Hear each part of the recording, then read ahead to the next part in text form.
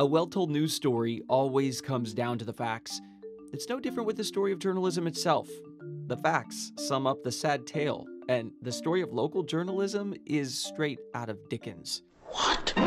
What? Here's the lead. Fewer and fewer journalists are covering fewer and fewer stories. Readers don't get the information. Now, they probably never will. Some facts about the Fourth Estate, with a focus on newspapers, the largest of the media orgs. Audience, it's dropping. Make that plummeting. Sunday and weekday circulation in 2000 was about 115 million. 16 years later, 72.5 million. Online visits are rising, of course, but not at the same pace that print numbers are dropping. Revenue also dropping. Advertising plus circulation in 2000, $59 billion. In 2016, though, $29 billion. Digital ad dollars are rising, yes, but they have not yet plugged the money gap. Reporters and editors disappearing. There were about 65,000 in 2004, 41,000 in 2015. There have been more buyouts and layoffs in the past 3 years. Restructuring, it's called on official letterhead, but in newsrooms, it's known by a less florid name. Downsizing. The Denver Post was hit again in early 2018.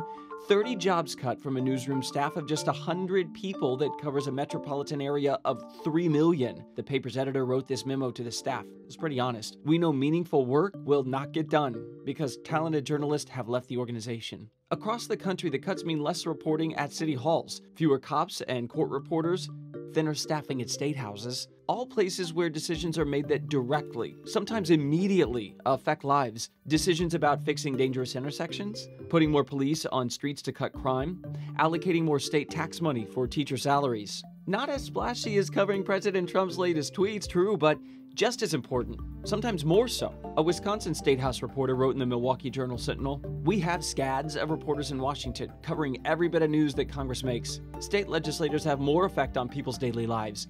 We need to have eyes on them, lots of eyes." The facts about state capitol reporting are the part of the story where dad loses the family farm. A Pew Research study found that 164 full-time State House reporters were cut between 2003 and 2014. That's a decline of 35%. Two other key points here from this study. Less than a third of U.S. newspapers assign a full-time or part-time reporter to state houses. And local TV, not filling the void. 86% of local stations do not assign even one reporter, full or part-time, to the state capitol. There's no sign that the declines in audience, revenue, or staffing are going to stabilize. So consider these two basic questions. Will some journalists eventually disappear? And what happens when the watchdogs are no longer watching?